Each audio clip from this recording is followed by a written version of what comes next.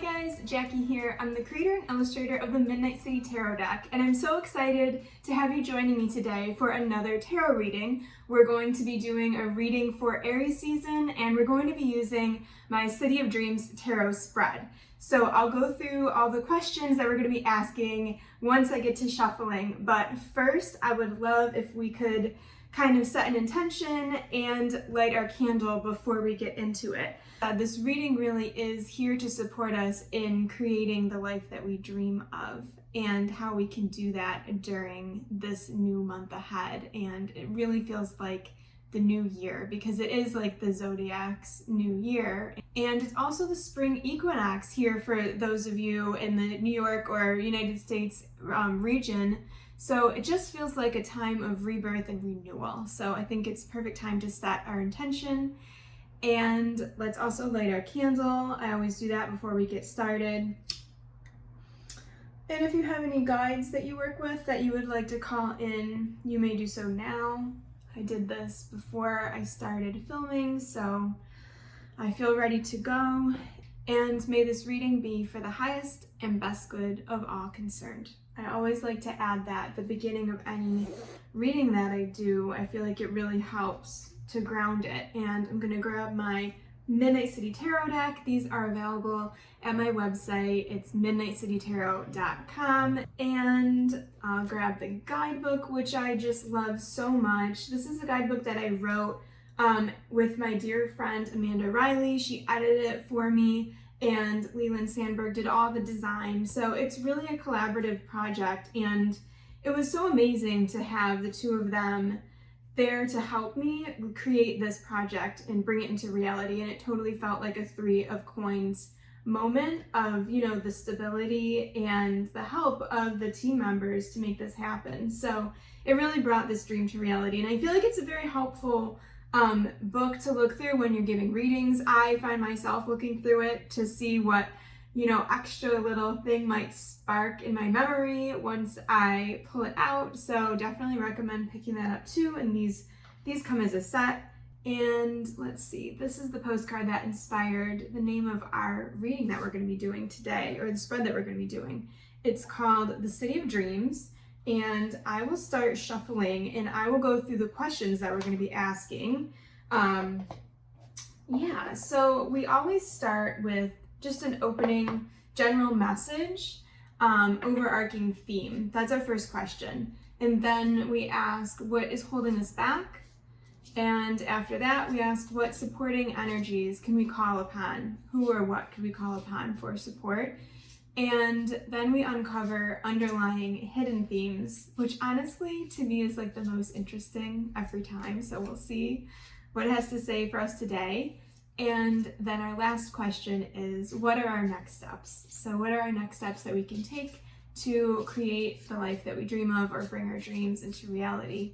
And yeah, I'm really curious if you guys are feeling inspired, working on projects right now, or more into the energy of like invoking a certain emotion or, feeling that can ripple out into the world. I put into my, I already have things falling. I'm not ready for that yet. I posted on my Instagram this week the energy that I'm invoking was temperance. And we'll get into this a little bit more later, but I have a really cool new product that is totally helping support that kind of dream, supporting like keeping us kind of on track and reminded, and just having like the support of the deck with us. So we'll get into that after the reading. But for now, I'm going to shuffle, and we'll just keep in mind while I'm shuffling the dreams that you wish to call into reality.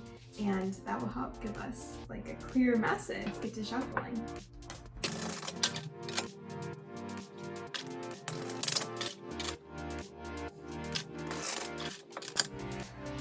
Oh my gosh. Okay, well, let me move this pouch so that you guys can kind of see this, and I'll hold the cards up for you too.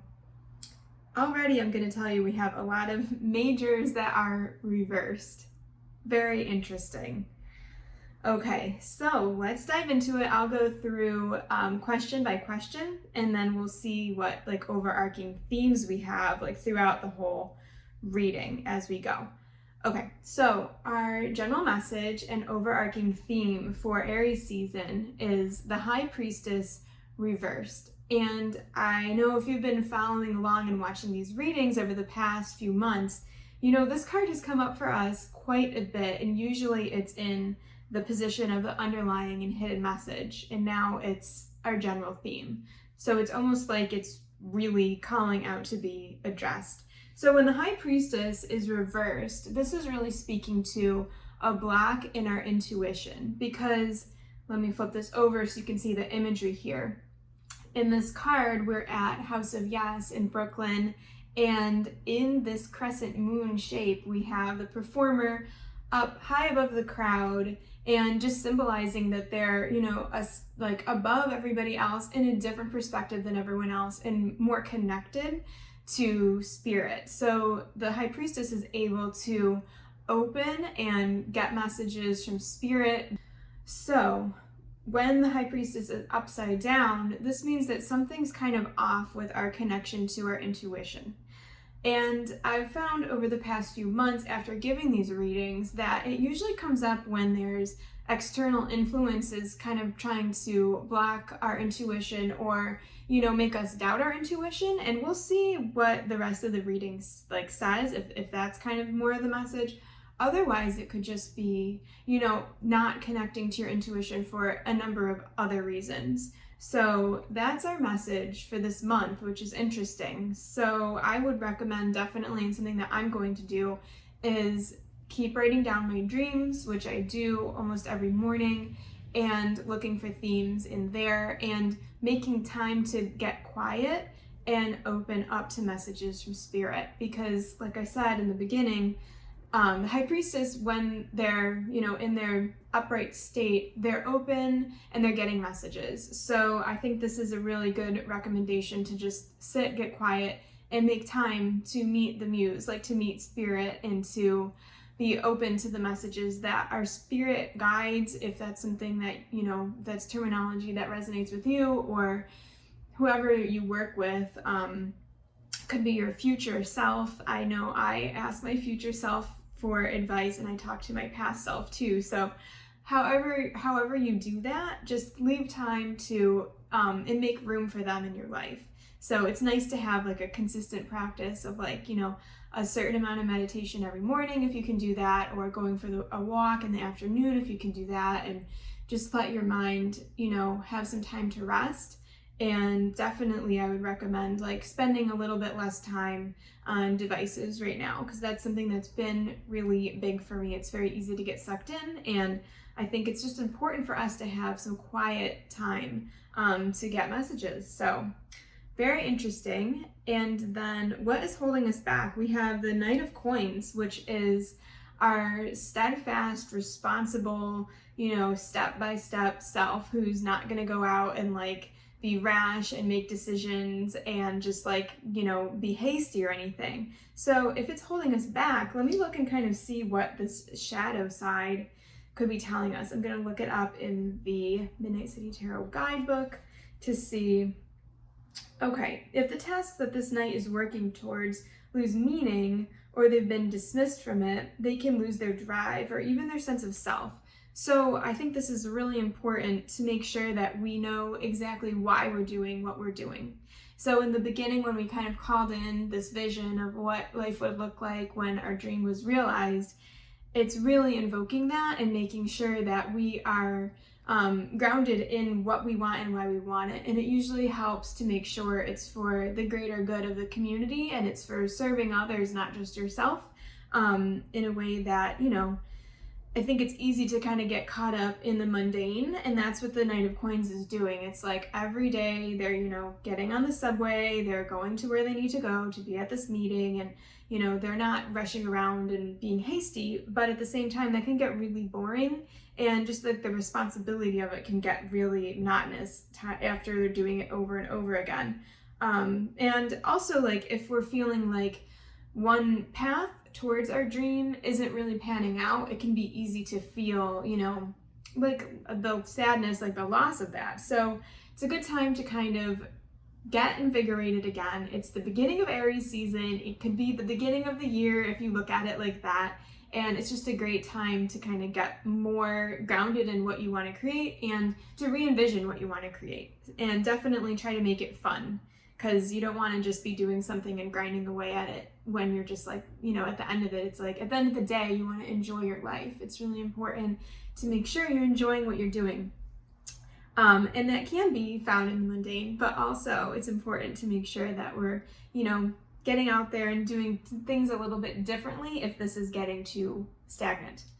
And then let's see, for our supporting energy, who can we call on? We have the Hermit. So the Hermit is in their room, away from everybody, away from the hustle and bustle of the city, and they're reading their books and they're studying.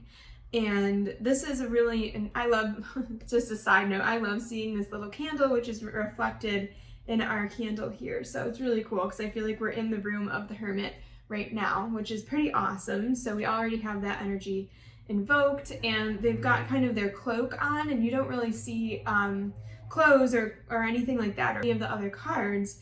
So this is kind of like they're protected and they're kind of shrouded and kind of like cozy and covered and doing their readings kind of in their own cocoon. And then our underlying and hidden theme, we have the sun. So very interesting. It's reversed also, like all of our majors, and it's so funny to see so many major cards because I feel like those are just such important guideposts with what we're working on right now. So in the sun, we have this blanket spread out at Prospect Park, and our friends are going to come join us. We're going to sit in the sun and just enjoy. Today we don't have to go to work. We don't have responsibilities like that. We're just out in our newly thrifted outfit that we bought, ready to be seen and just enjoy basking in this life-giving sunshine. And when it's upside down, the reminder is not to like stay in that energy for too long, because just as the sun is life-giving and creating, making sure the grass is growing and the trees are blossoming and all that, if this is getting too much sun, it's going to get scorched. Also, we want to listen to our intuition when we are feeling like we're in this energy for too long and we're starting to get burned, like it's time to go inside. Like you do want to have that nice active, being seen energy, but also if it's too much, it's time to go into the shade. So good reminder on that. And then our next steps, we have the Wheel of Fortune. So this card takes place in Coney Island on the boardwalk, and it's a kind of hot day when we've gotten out of the city, taken the train to the last stop and gotten off at Coney Island. And on one side of us, we have the ocean, and then the other side, we have this kind of interesting, weird, like carnival vibe of the Wonder Wheel. So there's lots of rides that are from an old amusement park on that side of the boardwalk. And, we've walked up to this spot and we see this Ferris wheel, this giant Wonder Wheel. And the suggestion and the message in this card, it says more chills and thrills this way. So it's kind of an invitation of like, do we want to get on this ride, or are we kind of breaking the cycle? So this wheel just spins on forever and ever, and it's kind of asking us, it could be good fortune and something fated, like a fated destined event that is coming up in your life that could be really cool, but the fact that it's upside down, it's reversed, it's making me feel like it's probably not that. It's probably could be about breaking karmic cycles. Because like I said, this is just an endless wheel going on and on and on. And like, what are we going to do? Are we going to get on it? Are we going to get off it? What is happening? Okay.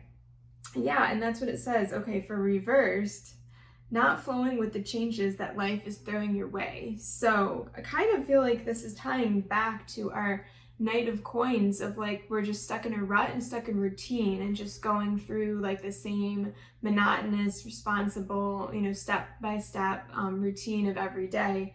And when different things come up, it's like an invitation to step out of your comfort zone and try something different and become unstuck from whatever cycle that you're in. So definitely interesting. And we do have the Hermit here. So our supporting energy, I'm seeing like in the card, I love like paying attention to whatever images in the cards pop out to me when I'm giving readings, and I suggest that as like something cool to try too. But I'm seeing all the books, so definitely if you're feeling called to read a certain book or go through your bookshelf and see what calls to you, there might be a cool message for you if you pick a book, flip to a page, and see what it has to say to kind of get you thinking differently and into a different routine. And I definitely want to make sure I'm closing with this message of follow your intuition and make sure you're making space for your intuition to relay the messages for you, to like be that receptive energy, to be open to it. So that is what we have for Aries season. And I did want to mention, I talked about it a little bit in the beginning, a practice that I've been doing, and it's actually with this new tool that is on the Midnight City Tarot website. And these are tarot card holders. They are handmade by the same person that made this beautiful table for me. And this table is, the one that I sat at when I was drawing the Midnight City Tarot deck. And now, of course, I sit here when I'm doing the reading, so it just feels like so supportive, and it's seen me through this whole journey and this whole cycle. So I asked the person who created this to make tarot card holders for us, and they're so beautiful. So I've been using these in my practice by pulling a card and then setting it in our holder and making this like our altar. So adding flowers or, little found objects, anything that makes sense to remind me and invoke this energy. So we have for our general message, the High Priestess was reversed. I would love to call in that energy upright. So I will add it to my altar. I'll put it in my tarot card holder, and I'll add probably some amethyst, and if I have some violets or purple flowers, probably like an open vessel, different things, probably a journal so that I can take my notes.